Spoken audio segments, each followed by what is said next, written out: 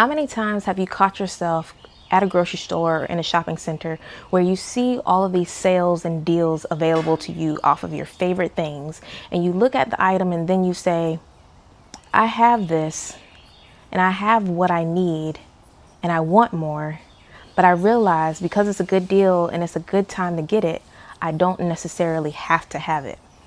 Well, that means that you are operating from a mindset of aparigraha, non-greed. As a yogi, we imply that in our yoga practice off the mat in a way that says, I have the restraint to not overindulge, not overconsume just because I feel I need it. It's having that mindset where you choose to restrain from having a lot and realizing that it's okay to have enough or just what you need. Sometimes we think like minimalist. If you want to have that type of lifestyle where you include how you live in your home, where you don't feel like you need to have a whole bunch of cleaning items, whether they're non-toxic or the popular ones that you find on the shelf. Just because it's available doesn't necessarily mean I need to have a whole bunch of things in my closet just because I know I can get it. Sometimes when we apply the mindset of I have what I need, takes us out of that urgency to always get if it's available to us. That means you have the discernment to know when the time is right to get what you need versus always saying I need it because it's available to me. You can apply that to anything in life. Usually you find yourself troubled by this when you are in places that makes you think that way. Sometimes we can't help it. This is the way our worlds are, especially on the West or in the West, in the US, where I currently reside.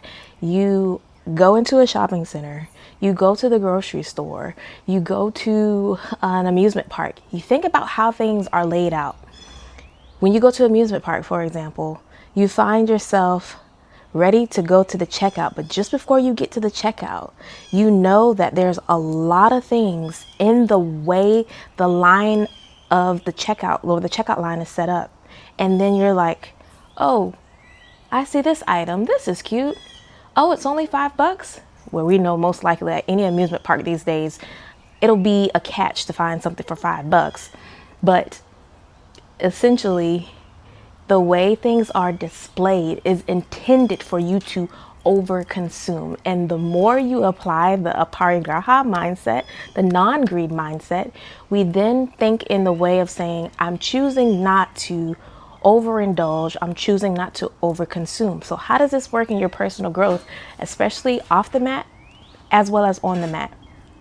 You have the ability to contain. You have the ability to control those external forces, those stimulations that make us want more. You choose to not tap into that.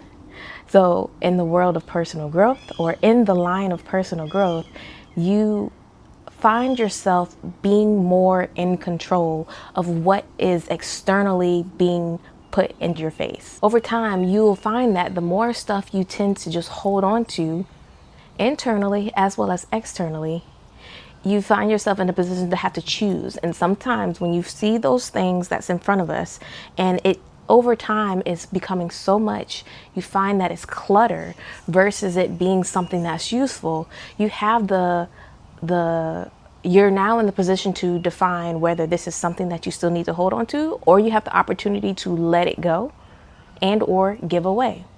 So you could find balance in knowing what you need versus what you don't need by applying the aparigraha mindset and moving forward and continuing to find bliss and comfort and clarity without having so much clutter in your space or in your life. So that's how you would apply the aparigraha mindset.